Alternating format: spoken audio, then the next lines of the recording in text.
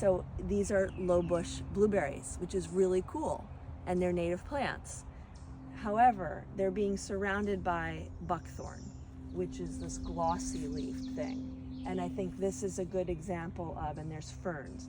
If the buckthorn were, and the bittersweet over here, if these were allowed to remain unchecked, they're crowding out the natives. This is like this perfect example of why invasives are a problem. Wildlife of one kind or another are relying on these blueberries.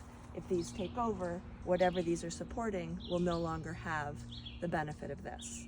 So this is the threat, and this is where they collide. So if I were you, I would be on lookout always for the bittersweet. You have a ton of buckthorn, you're never going to get rid of it. Yeah. But at least you can snoop around, see where you've got the native stuff, get rid of the buckthorn and the bittersweet, and try to leave these alone.